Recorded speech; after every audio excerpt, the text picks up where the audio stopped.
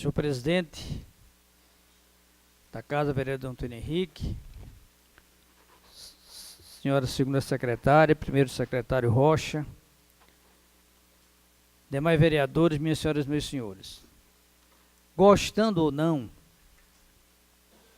até aqui se falou de coisas de Sertânia. Nessa reunião, uma série de coisas foram discutidas e a gente tem que fazer isso mesmo. Gostando ou não, cada um traz sua contribuição do que vê, do que acha, do que está certo, do que está errado, para tentar se chegar. Essa palavra denominador comum é muito usada, mas é muito difícil se chegar a esse denominador comum, mas pelo menos há alguma forma de consenso. O vereador Vino cobrou aqui essa questão de esclarecimento sobre o enquadramento dos funcionários, dos professores, que estão há muitos anos esperando uma atualização funcional de sua ficha, uma gratificação que eles têm direito, que também foi solicitada no governo anterior e não foi dado, e que tem que ser discutido mesmo. O que é que vai se fazer? Nós tivemos uma informação aqui através do senhor presidente, na reunião anterior, que ele falou que o prefeito iria conceder, mas não temos essa informação mais detalhada. Como será, quando será? Eu tenho certeza que existe nisso aí um impacto financeiro nas contas da prefeitura, porque quase sempre essas coisas, esse retardamento é motivado por isso. Eu não acredito simplesmente na má vontade de prefeito nenhum de não dar uma coisa desse tipo, mas é porque tem algum impacto e talvez até eles achem que alguma outra coisa merece o gasto, o uso daquele dinheiro do que esse enquadramento no momento. Bem, mas a gente deve procurar informações, no meu caso especificamente de Washington, que são os professores, há uma cobrança maior por parte do pessoal, embora é bom relacionar aqui a desorganização desse setor, porque nós votamos aqui há alguns meses atrás uma lei sobre gratificação dos gestores e não apareceu nenhum aqui para dizer nada, para cobrar nada, o que era que queria que nós fizéssemos, se concordávamos ou não, movimentação nenhuma, apoio nenhum. Então há uma desorganização desse pessoal, e isso é ruim para eles, porque se houvesse uma organização maior, uma presença, uma cobrança, até uma necessidade maior de informação das coisas, algo poderia mudar para melhor. Essa questão também, citada por vários vereadores aqui, inclusive o Vino foi o primeiro, de que parece existir uma má vontade dos gestores municipais com a administração, com cuidado, com zelo pelos cemitérios. Sertânia tem várias, Sertânia tem a cidade, parece que 12 povoações. Todas têm o seu cemitério. Geralmente é um órgão pequeno, uma instituição pequena, mas que tem as suas carências, e aquilo ali não é difícil de ampliar, não. Você não vai encontrar dificuldade de conseguir doação daquilo, de alguma área por ali. É mais difícil na cidade. Então eu me lembro que na minha época eu fiz alguma coisa. Em Algodões, eu fiz em Henrique Dias, um cidadão lá fez uma doação com muita boa vontade, nós ampliamos. E no cemitério de Sertânia, nós, para facilitar o trânsito das pessoas ali dentro, principalmente do cemitério antigo, que era cheio de buracos, nós fizemos umas passarelas lá, com gasto mínimo e que tem uma utilidade muito grande. Quem vai ali sempre com frequência acompanhando algum enterro, vê que é muito mais fácil você transitar hoje dentro daquele cemitério velho do que antigamente. Então foi uma obra de muita utilidade que não se gastou quase pouco dinheiro, e ainda hoje, de vez em quando, eu ouço alguma pessoa comentar que aquilo ali foi realmente uma coisa positiva. Mas o que eu cobro sempre aqui é que se adquira aquela área vizinha ao nosso cemitério atual. Porque não é, mas ainda tem onde enterrar o povo. Mas se você for esperar para adquirir aquela área que ainda existe. Quando o cemitério estiver lotado, ela já poderá ter sido ocupada pela construção de casas residenciais. Aí Sertânia terá que ter 2 cemitérios.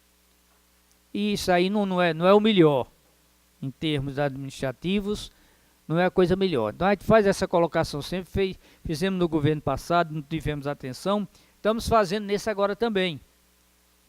Esperamos que dessa forma como eu estou falando seja entendido e que haja uma certa pressa, porque o proprietário do terreno lá não tem obrigação nenhuma de esperar um dia que a boa vontade da prefeitura aconteça e compre o terreno dele ou desaproprie. Mas alguma ação já existe. Essa questão do trânsito, Oreste, realmente é um desconforto. Eu não sei quando é que isso vai se concretizar, essas modificações, essa questão da municipalização, essa questão dessa guarda municipal, mas que realmente é irritante. Você entrar naquela Joaquim Nabuco, carro estacionado dos 2 lados, e ainda passam mais 2. Um tem que ficar parando, parece aquela ponte velha que tinha afogada em Gazeira, que um carro passava, parava para passar o outro. Então ali tem que se fazer alguma coisa. Quem sabe de imediato, algum paliativo, alguma coisa tem que se fazer.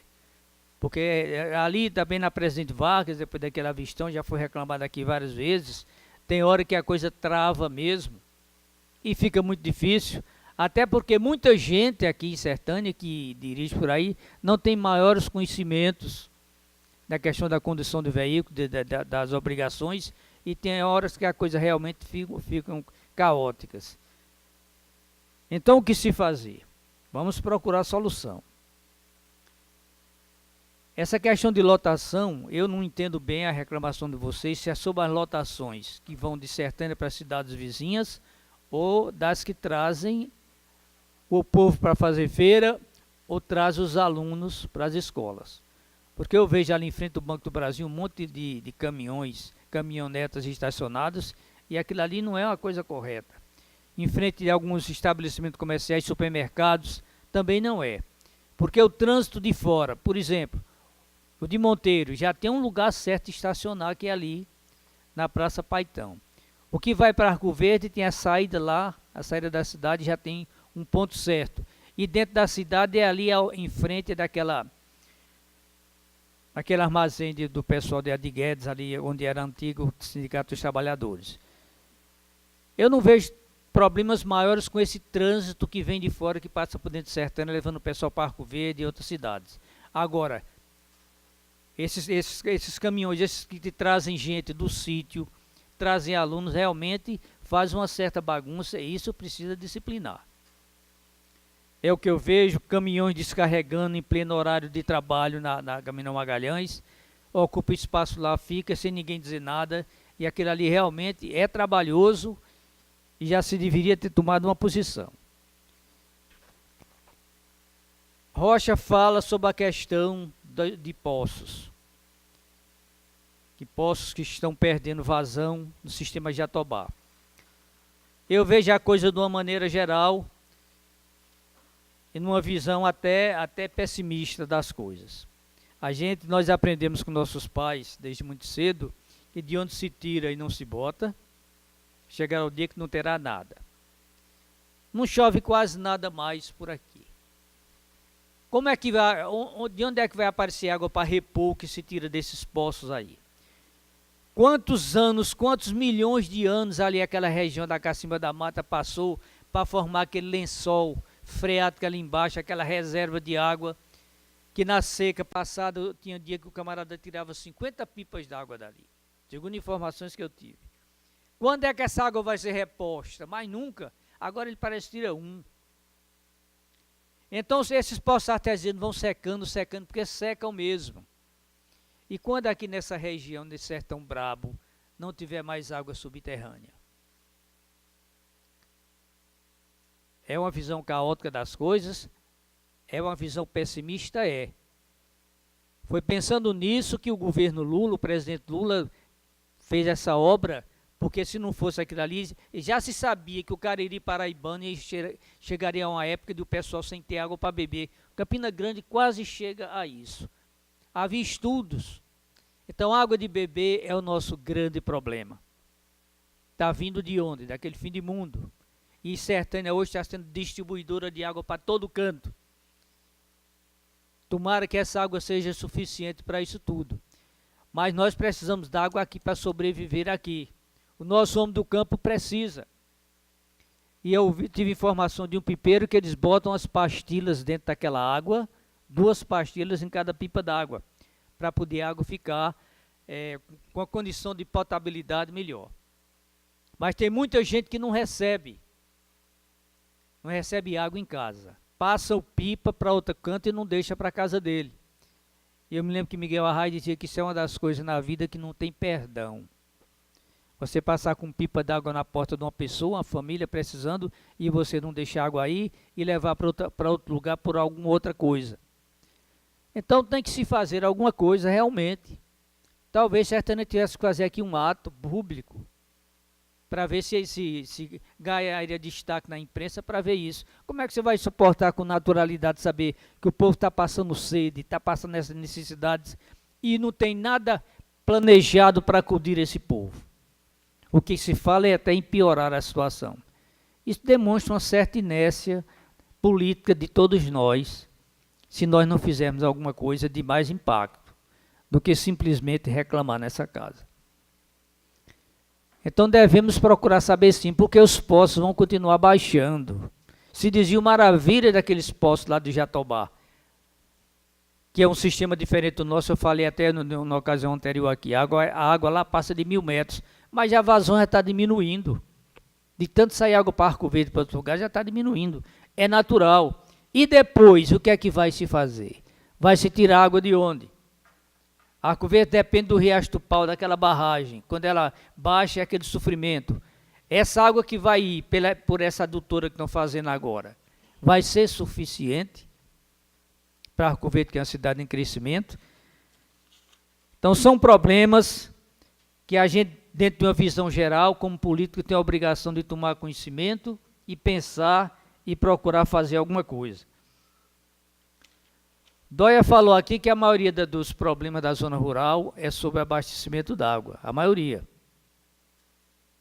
Eu acredito que sim. Essa imensidão de Sertânia, eu sempre achei que fosse isso para nós é um atraso, fosse um atraso. Não é bom nem dizer, porque tem gente por aí que pode não entender ou entender de outra forma. Estou falando mal. Não, mas é porque é difícil você dar assistência a todo esse pessoal. É uma imensidão de terra que tem por aí para você andar ajudando esse povo. Eu já vi muitas obras feitas por água em véspera de eleição que não valem coisa nenhuma. Mas tem rendido muito voto a muita gente.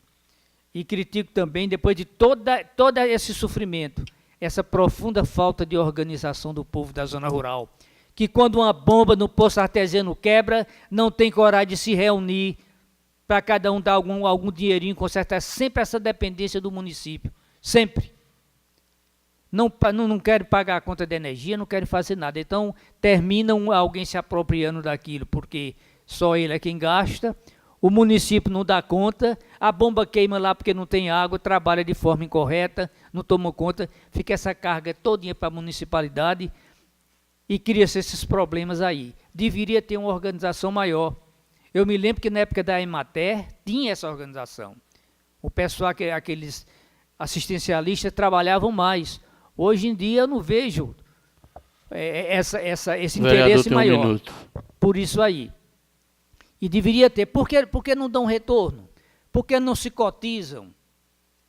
Porque é para se chegar um vereador e botar do próprio bolso o conserto de uma bomba? Será que as pessoas que vivem ali também não têm responsabilidade, não têm obrigação com isso? Não estão usando a água de graça, que foi uma obra pública feita para aquilo ali? Então eu critico essa falta de organização. Deveria ter mais liderança no campo para cuidar dos interesses do campo e não ficar simplesmente dependendo da boa ou da má vontade da classe política. Senhor presidente, muito obrigado.